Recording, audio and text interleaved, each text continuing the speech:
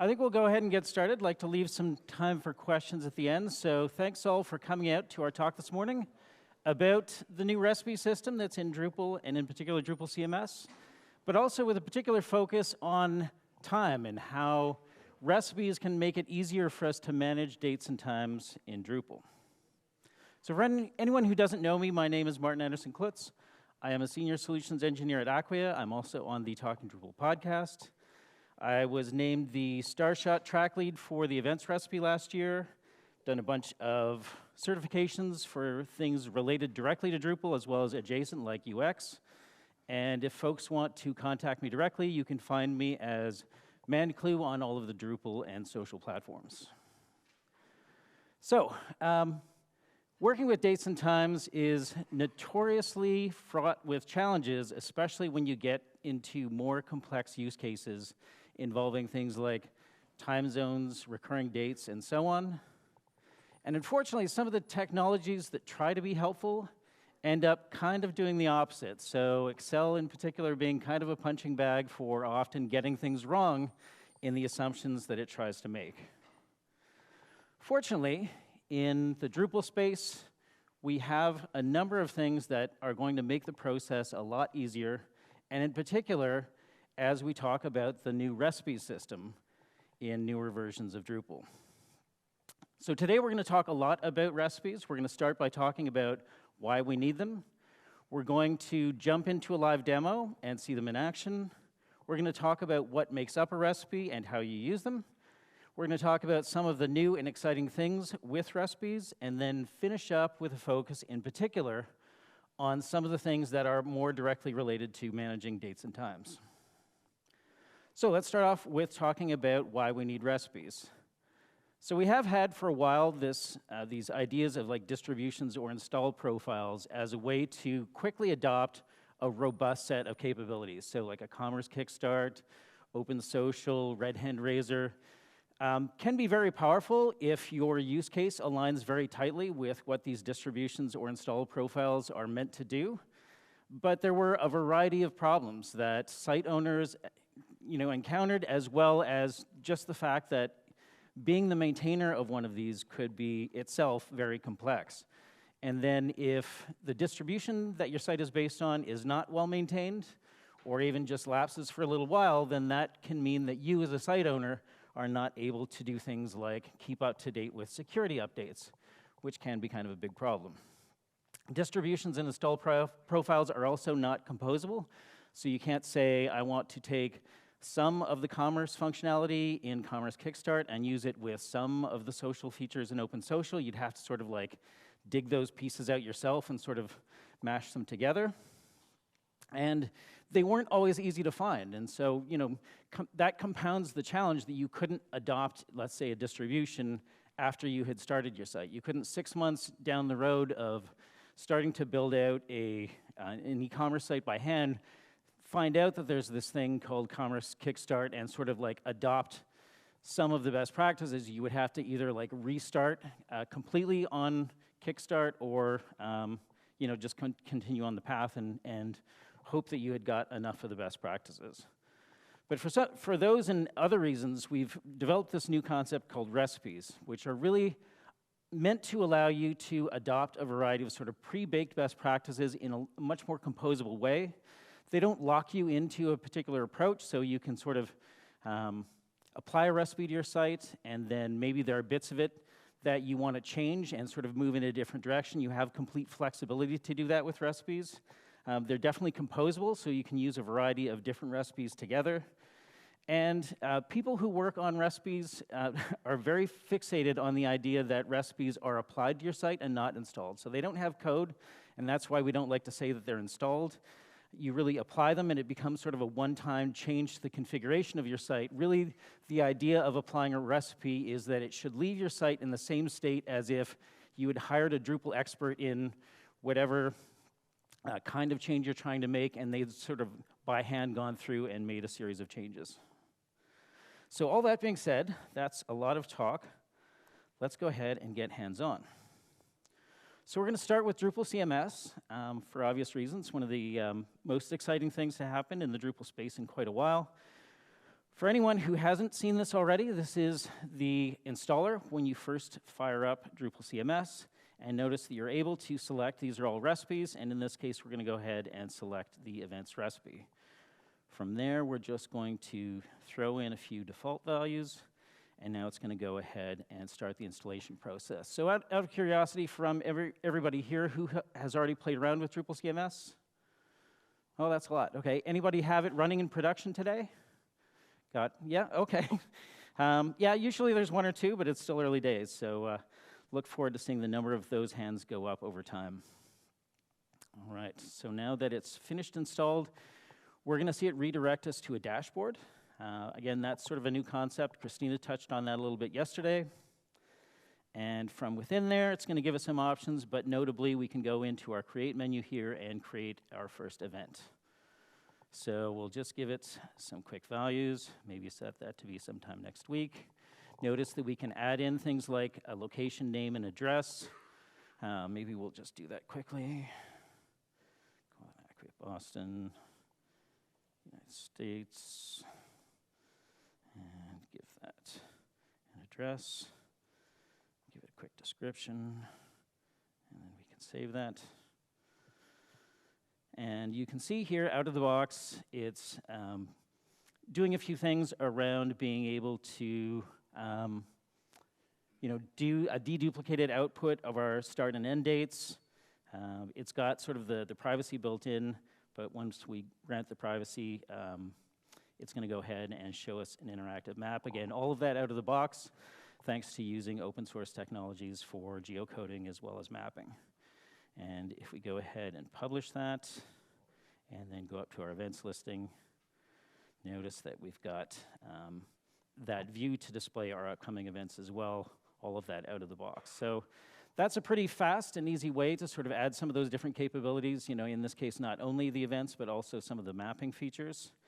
That being said, you may have existing Drupal sites where you want to take advantage of the capabilities of recipes, or you may have some kind of a more custom site build that you want to do that doesn't necessarily align with what Drupal CMS is designed to provide. And so you might still be looking to build off of Drupal core as your starting point. So let's look at how you can use recipes with just Drupal core. So we've got a fresh install of Drupal 11 here.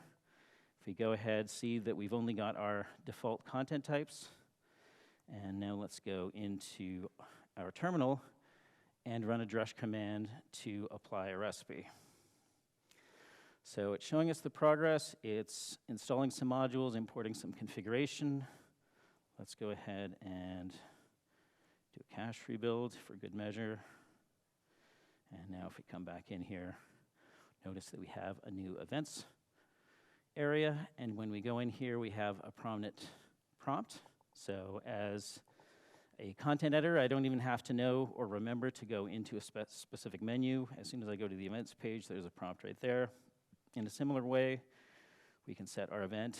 One thing that you may notice is that out of the box, Drupal CMS is designed to be more opinionated in terms of trying to offer a more sort of complete set of inputs, whereas the contrib events recipes are designed to be a bit more composable and granular. So just the events recipe tries to do fewer things, but gives you the ability to build out to have the capabilities that you need. So let's go ahead and save that.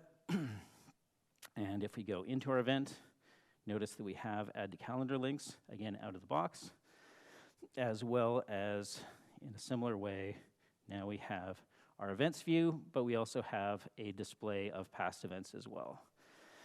Now, we may want some more capabilities in our event system, so we could say, let's go ahead and make those recurring. We can apply a recipe for that. We could say we want to have those in an interactive calendar. And there's a recipe for that. And we could say maybe we want to have registration, so not force people to go off to like an Eventbrite, but do that directly within Drupal. And we have that. And I think there's one that I'm forgetting, but anyway, we've got the idea here. So if we now do, again, our ddev drush cr, and go back, I remember what the other one was, locations. So in a similar way, we can have locations within here. And now if we do one more cache clear and go back in here, let's go up to the top and refresh. And now see that we have a locations area. We can add a location. We'll do similar to what we did before and say Acquia Boston, United States. Give that the address and save that. And that's going to, again, map that right away using the same open source technologies. If we go back into our events, maybe we want to edit our test event. And now directly in line, we can sort of add a new location directly within our event form. Or we can say, we know we have an existing one in the database that we're going to go ahead and grab. In a similar way, we can make this event recurring. So we could say we want to make that repeat weekly and end after 5 instances. And we also have the ability now to opt into a registration system. So it's built on the entity registration module. That's very popular in Drupal. It has basically fieldable registration types. So maybe you've got certain kinds of events where you want to capture things like t-shirt sizes when people register, or maybe you've got other kinds of events where you want to capture things like dietary restrictions. You have the ability to do both of those using the same sort of field UI that you're used to from typical Drupal site building already. So now that we save this, you can see that we've got our add to calendar links on each of our instances, in this case for our upcoming. We have our registration form. And if we go back up to our listings, we now see that we have a new tab for calendar. And now we have all of our events displayed in an interactive calendar. We could do things like double click to create a new event. In this case, we could also do things like drag and drop to change when an event is going to take place. We can do things like drag and drop to change when during the day or even the duration. And we can also, let's just drag this up a little, drag and drop to make it all day. And if we switch to the week view, we could drag and drop to change the number of days it will span. And now if we refresh our calendar, we can see all of that displayed. And just by way of validation, we can see that all of that was saved to the database. So it becomes a very simple and intuitive way for your content editors to be able to manage those events, again, using that interactive calendar. So hopefully you can see in just basically a minute of applying recipes, we were able to provide a variety of capabilities, and you also have the benefit, again, of those being composable. So if you only need a subset of those, you can sort of pick and choose exactly which capabilities that you want to add to your site.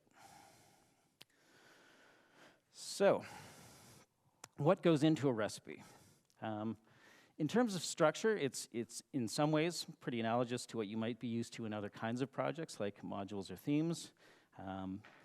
The composer.json is obviously very important in terms of being able to manage all of the dependencies for your recipe. And then the recipe.yaml is similar in some ways to the structure of like an info.yaml that you would have in a module or theme, but it has these new areas for things like defining what other recipes should be applied. Are there projects, so again, modules or themes that you want to be installed? When it installs those, it's going to only import sort of basic configurations, so kind of like the things that you would see on like the settings form for a particular module, not in particular sort of the config entities that might be provided with those. So if you think about like the views module, when you install that, you've got all of those out-of-the-box views. If you were to install views through a recipe and not provide any additional config import, you would get the view settings, but none of those out-of-the-box views. But config import is where you can say we want either some or all of those default config entities that are provided by that project. And then config actions is really a flexible way of modifying your site configuration. So I like to say that recipes are almost like the meat of Drupal CMS, and config actions are like the hot sauce that give it awesome sort of capabilities and new flexibility. In addition to those two files, you can also have a folder for static configuration files, and those will be imported when you apply the recipe. And then you can also have a folder for content. And if you have YAML files in there, basically defining the content structure of what you want to be imported, it will create those content entities when you apply your recipe.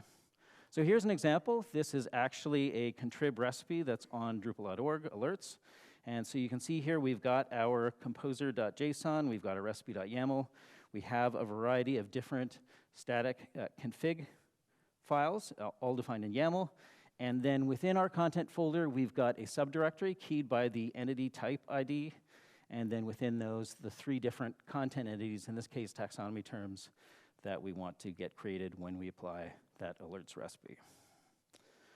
Composer.json, the structure of this file is going to be pretty similar to what you're used to, again, for other kinds of Drupal projects. The key difference being the type of Drupal recipe.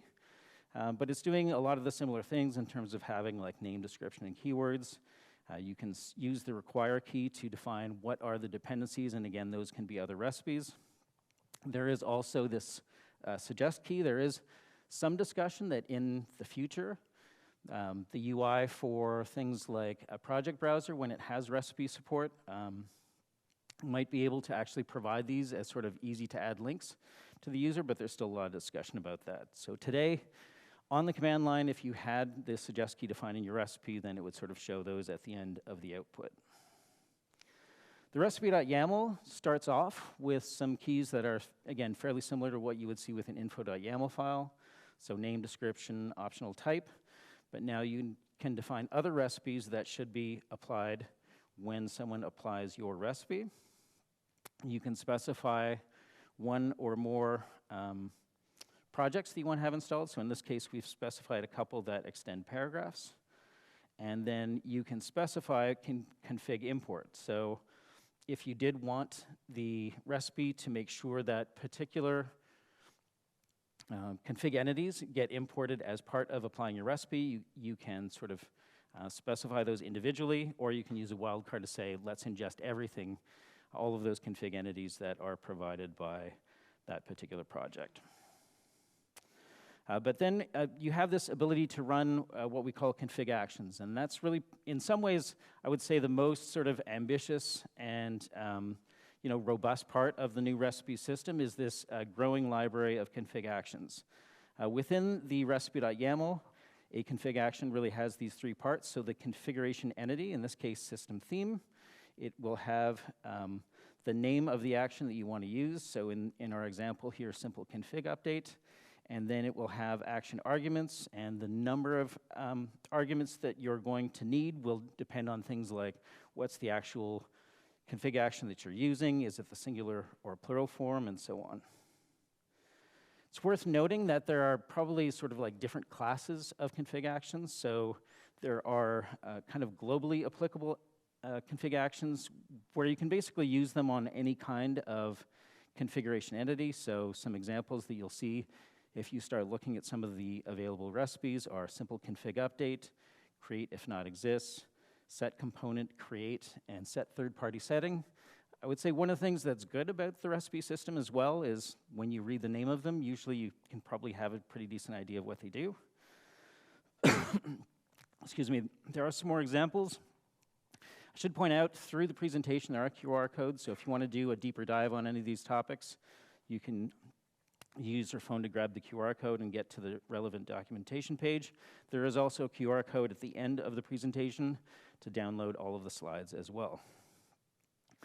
Then we have a larger set of config actions that are really specific to different kinds of entities. So let's say you wanted to update a role. You can use the grant permissions config action to grant specific permissions to a role. If you're working with workflows, you can add node types or taxonomy vocabularies. If you're using fields, you can add to specific bundles and so on. So it's a really, I would say this is probably the area of config actions and the recipe system that's probably growing the quickest in terms of, as we find new areas where there are opportunities to make the overall recipe system even more flexible. There's definitely new ones being added all of the time. You do also have the ability to use wildcards as part of your config entity definitions as part of the recipe.yaml. So as an example, if you wanted to add a specific permission to all available roles, you could just say user.role.star, and that would make sure that that gets added to all available. You can also use multiple wildcards. So in this example here, we're using 2 wildcards to make sure that we add a component to every view display of every available content type. And so you can get a sense of like how flexible that is in terms of being able to make very broad changes without having to sort of manually repeat the configuration steps that you want followed. One of the ones that I'm a big fan of that is new in Drupal 11.1 and I think really demonstrates the flexibility of config actions are the ones for being able to place blocks. So prior to Drupal 11.1, you could have modules that would place blocks in a theme, but it had to be very explicit in terms of how it would do that. So you would have to give it the specific name of the theme where the block would be placed, the specific region within that theme, and then a numerical weight for where that block should be ranked within that section. And that worked great if you knew exactly what theme was going to be used by a particular site, but it meant that if that configuration got imported into a site that wasn't using that theme, really they wouldn't see anything useful happen at all. Whereas with these new configuration entities, place block in default theme and place block in admin theme, you can basically get that config action to do the work of figuring out, in this case, what's the default theme, and then it's going to use that automatically. You can give it an array of different sections where you want it, and so it'll say, okay, well, if I'm using, in this case, the Gesso theme, place the block in the page bottom, but if it's the Olivero theme, put it in footer top. And then you can also define sort of a fallback region, default region, pick something more common like content, where it says, if I can't find a match for any of those, just throw it in this more common one. You also have the ability to use these first or last keywords, and basically what you can have it do is say, if I give it the position first keyword, then it's going to actually go through, automatically calculate what's the weight value that it needs to use for that block placement so that it'll appear where I expect, or conversely for placing it at the bottom. So definitely a lot more flexible and more often going to give you the desired effect than if you provide that more explicit configuration like we had to earlier. Also in Drupal 11.1, you have this new ability to opt out of strict comparisons. So you can either do something like config strict false, or if there are specific ones that you still want to use strict comparison, you can just sort of list those, and all remaining ones will use the more flexible comparison for existing config. And really what that means is all of the static configuration files that you provide are going to use kind of that like create if not exist style of comparison.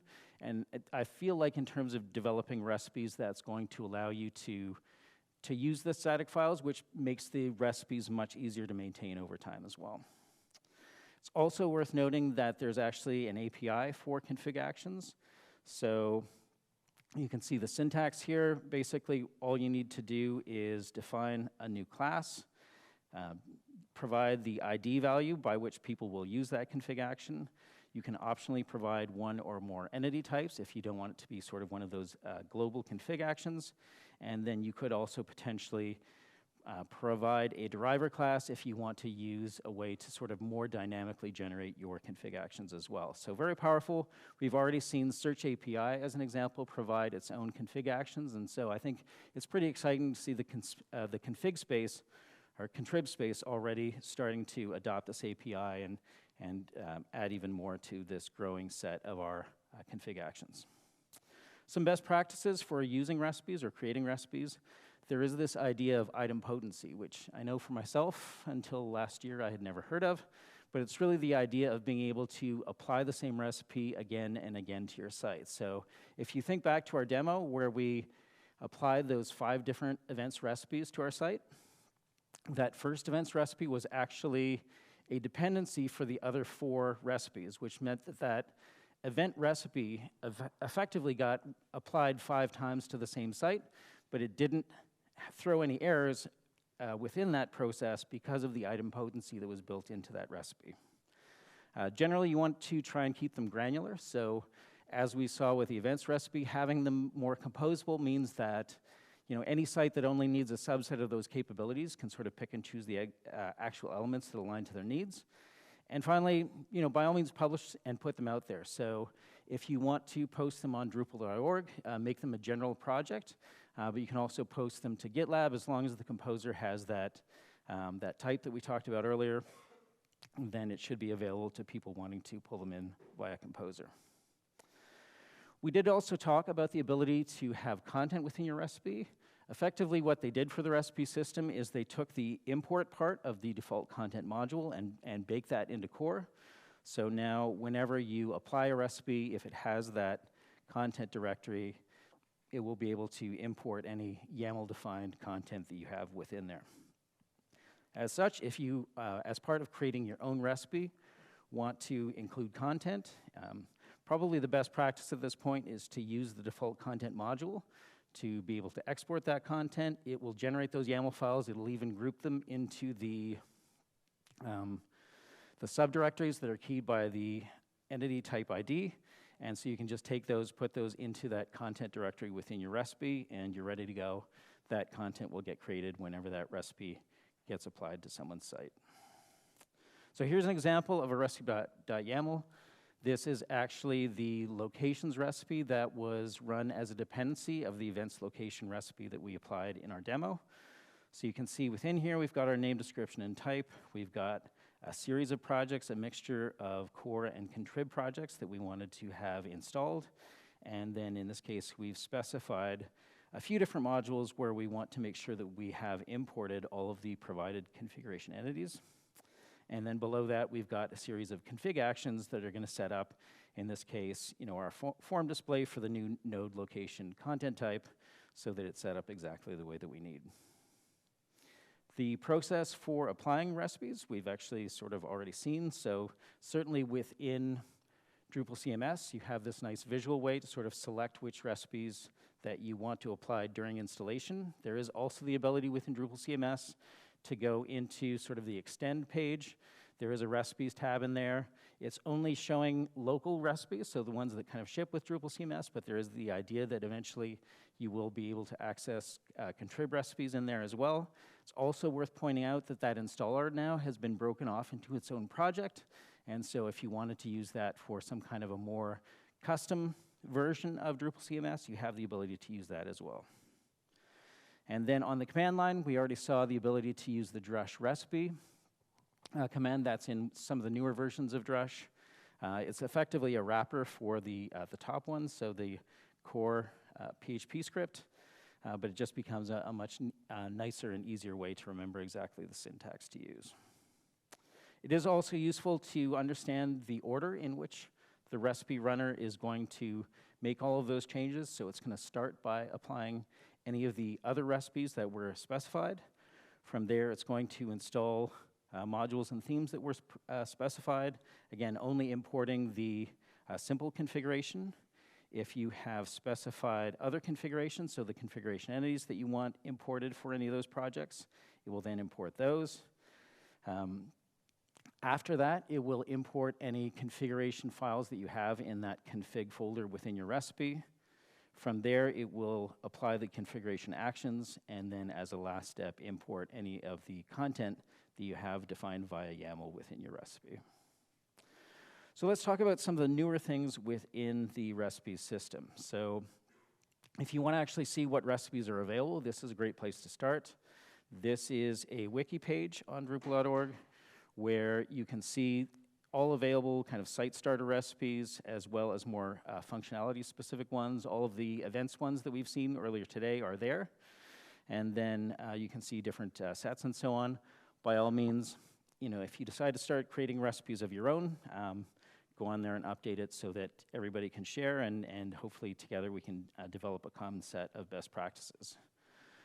There is this idea of unpacking recipes. So one of the potential challenges with recipes is that if you use Composer to pull in a recipe to your site, you apply that recipe, now you have a variety of configuration in your site that really depends on the dependencies that were added via that recipe. If you were to use Composer to remove that recipe, you would still have the configuration in your site, but not the dependencies, which would leave your site in kind of a broken state. So we have this idea of unpacking a recipe, effectively finding the tree of dependencies of the recipe, and then moving those into the sort of site composer.json, which means from there you can remove the recipe and still have everything working as expected and be able to sort of update it on an ongoing basis, working as you would want it to. So that's something that's being actively worked on. We're hoping to get that into 11.2.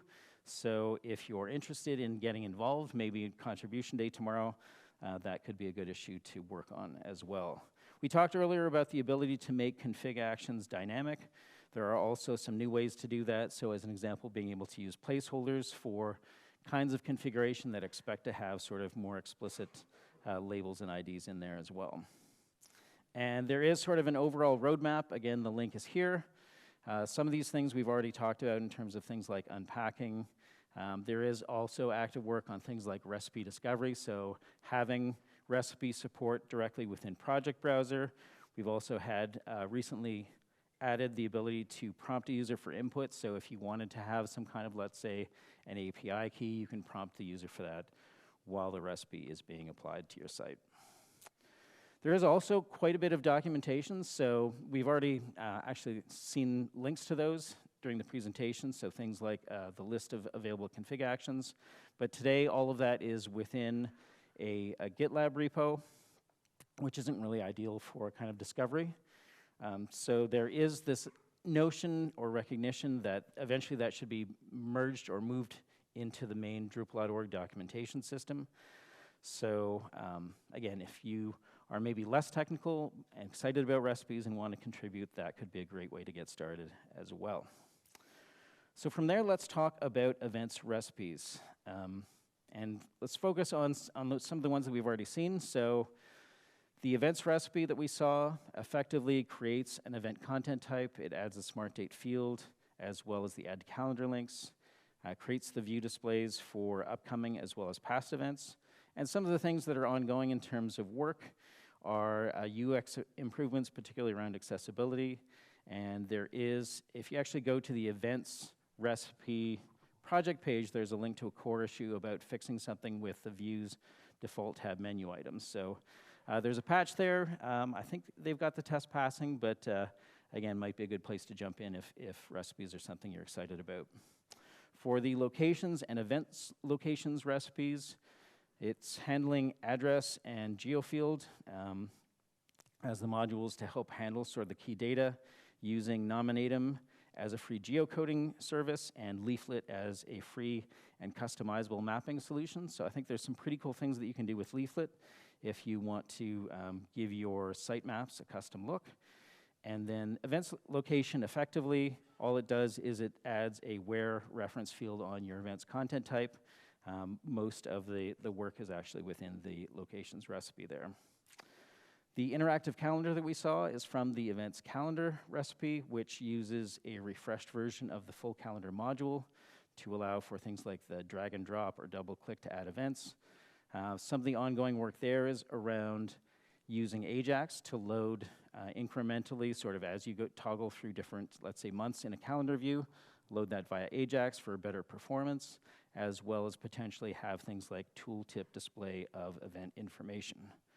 We've already talked a little bit about the events registration module and the fact that it uses the entity registration module as its heart to kind of provide that fieldable way to do registration.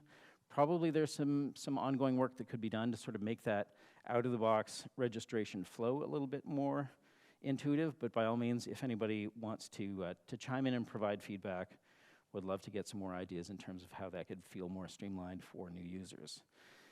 And the events recurring recipe that we saw is probably the smallest recipe that certainly I've worked on. It really only does these 4 small things.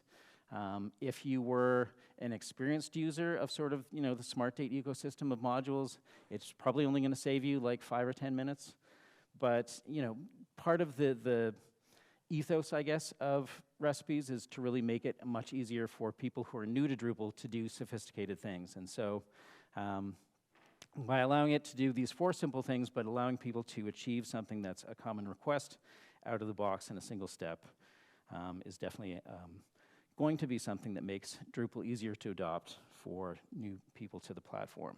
And the last thing I want to touch on is the event platform as a way to allow people who are either organizing something like a Drupal camp or are even thinking about starting a Drupal camp to basically spin up a website with the minimum effort possible. So it's a replacement for the old camp organizers distribution known as COD, but it really provides a centralized way to manage your event information, including things like user-submitted sessions. You can moderate sessions and have notifications automatically sent out to people when their session is like submitted, accepted, or rejected. You can use a drag and drop interface to do things like assign sessions to different rooms and time slots. And it also provides the ability for users to do things like sessions that they're interested in and then see sort of a customized display or schedule of the sessions that are most interesting to them. And some of the new features that are built into the event platform are the ability to have better management of multilingual content. There's now a built-in system to rank and rate content, so you can see that here. It's using a web form Likert scale, so it becomes very easy to customize to the specific criteria that you want to use for rating sessions, and then it has sort of a bulk moderation, so you can say, let's accept the, top 10 highest rated ones based on how we internally have rated the content. It does now have the ability to support multiple events, so think about like an annual Drupal camp or even something like DrupalCon where it's got like 3 different events every year. You don't have to reset the content of the website each time. You can sort of define a new event and then accept sessions against that new event. It also now has its own sort of dedicated theme called Event Horizon, and that's been an exciting recent development. There is a link, again, a QR code. If you want to go to Drupal.org, you have the ability to try out an instance of that. It'll basically spin it up and you can use it for 4 hours. And one of the biggest things that's going to be worked on for the event platform this year is converting it into a set of recipes. Actually, this event, Drupal Dev Days 2 years ago when it was held in Vienna, was actually sort of the maiden voyage for the event platform, at least the first event that I was aware of that actually adopted and used the event platform and certainly got a lot of good feedback, but they actually developed, I think, a pretty nice custom theme for that. So hopefully you can see there are sort of these off-the-shelf capabilities using recipes that you can use to make it easier for your Drupal site to work with dates and times. So certainly the built-in recipe to Drupal CMS, the variety of different contrib events recipes that we saw, as well as event platform for more of a specialized but complex use case. Maybe one of these will sort of match exactly what you're trying to do, but if not, hopefully they will sort of give you some guidance in terms of what best practices might look like.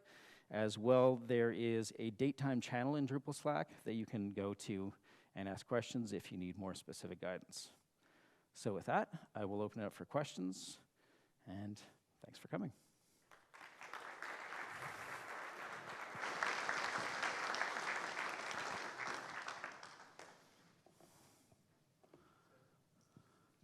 Over here.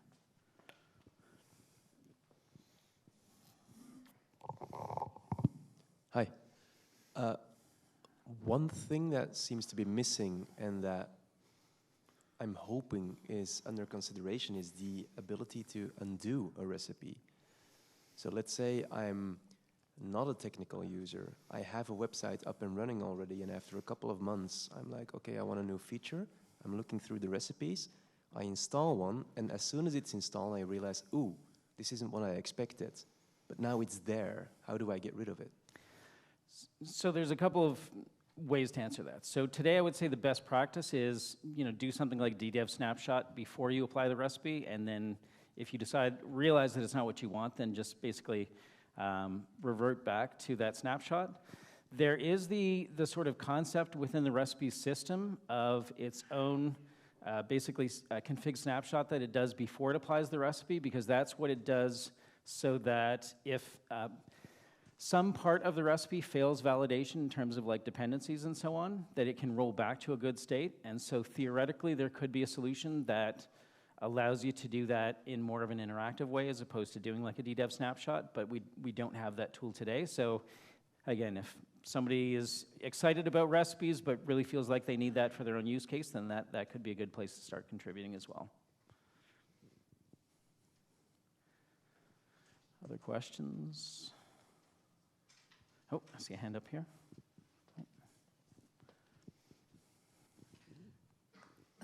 Thanks. I have a question about possibly updating recipes. So if somebody made a recipe, they realized like they're given, for example, a completely wrong permission to users, they fix that. Is there any way of informing all the other sites that are using that recipe that there is basically a security vulnerability built in and that needs fixing? So I would say generally the answer is no. Recipes are really meant to be a kicking off point, and so once you apply the recipe, you basically own the configuration that was added to the site, and then from there you can customize, excuse me, and then if the recipe changes, those changes aren't necessarily reflected. That being said, if there are new elements that are added into the recipe, then because of the idempotency idea, if you reapply the recipe, then you may get those new elements, but notionally you should think about recipes as more of a starting point. And if you wanted more of a like ongoing relationship between let's say the child sites and the configuration that you're trying to manage, something like features, even though I know people don't like to talk about features in modern Drupal, but that's more the use case that features was intended to, of sort of like ongoing rolling updates out to those consumers of the configuration. So the answer is, as developers love to say, it depends. Again, there are cases where you could sort of inherit some of those additions to a recipe based on reapplying them if you have that idempotency built into your recipe. But generally, you should try and think of recipes as more of like a one-off adoption of a set of configuration.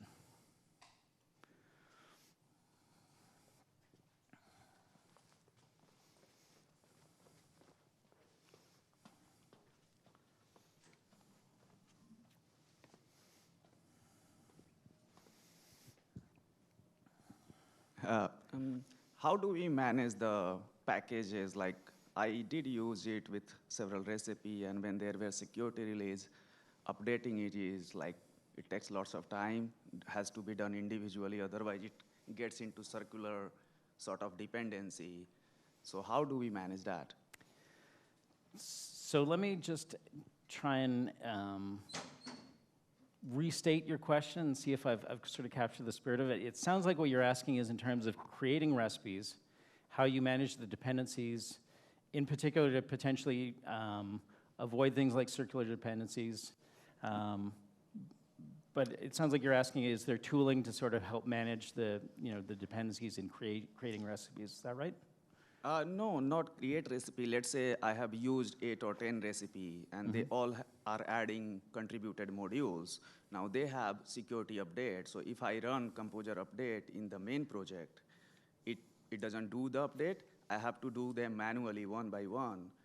And I have faced this like few times, and I haven't been using it for a month or two because of the same reason, because I cannot update them with one command or something. I will have to spend time individually updating each of those contributed modules. You shouldn't have to individually update modules that were brought in via recipe. Effectively, the composer should see those as sort of child dependencies of the recipe, and then if, let's say, there was a security update, but for whatever reason, let's say the recipe had a version constraint that prevented the security update from being compatible with the recipe, then Composer would flag that, and you would be able to see if you used like Composer Why Not or something, that it was like the recipe that was the cause of that. In that specific case, that's again where it's something like unpacking would be really useful, because if it was really just that the recipe had pegged it at a specific version, then being able to unpack the recipe and then change the version constraint would probably solve that kind of an issue.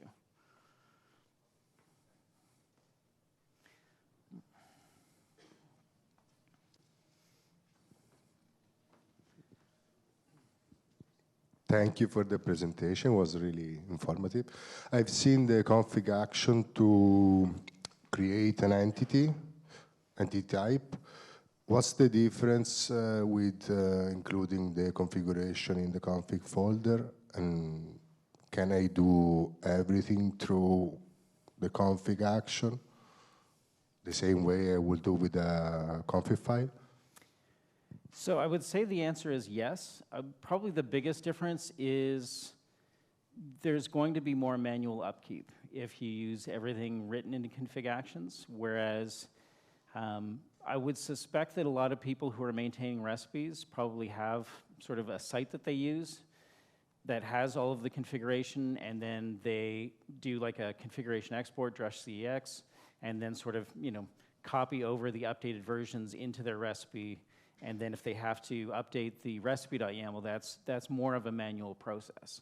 So I feel like to the extent that you can achieve what you need using static YAML files, you're probably going to find that an easier path as a maintainer. But you do have a lot more flexibility if you use config actions for some of the reasons that we talked about in terms of like not having to state certain things explicitly, or being able to use like wildcards and some of those things as well. So I would say where you have to, definitely use the config actions because they are much more flexible. But from a maintainership standpoint, if you can get away, like if it's just defining a content type, I would probably try and do that more with just a static file. What if the website already has a content type with the same ID? So if it already has a bundle that has the same machine name, let's say, if you have the strict checking turned off, then effectively it should say, oh, well, I've already got an event content type, so I can just ignore the file that's provided in the recipe. Or if you're using a config action, then you can do like a create if not exists or some of those other things. So there is flexibility there that it can work. And again, it's actually critical that's the kind of thing you can do for things like the item potency that we've talked about. But there are also places where, particularly for things like field storage, for your recipe to work as intended, you need to do a more strict checking to make sure that the site is going to work with the sort of core expectations of how your recipe is meant to work. Yep. Might have time for one more question. Oh.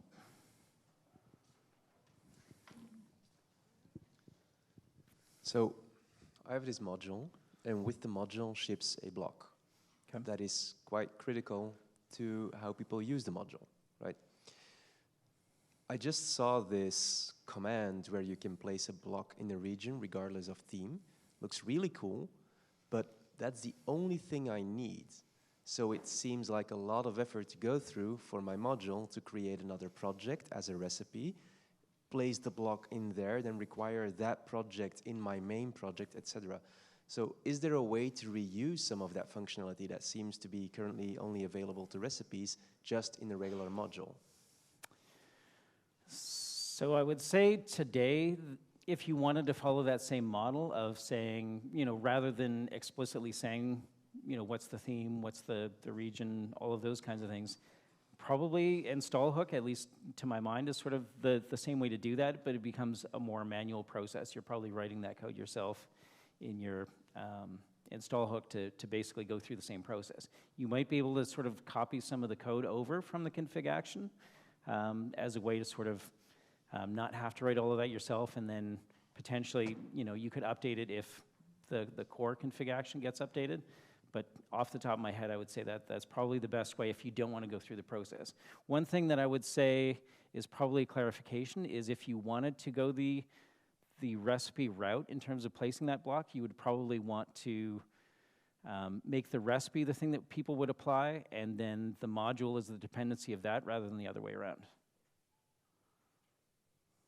There is a I've heard people talk about potentially putting recipes into their module, but that's definitely not a best practice. It's usually the other way around. All right, I think we're at time. So thanks, everyone.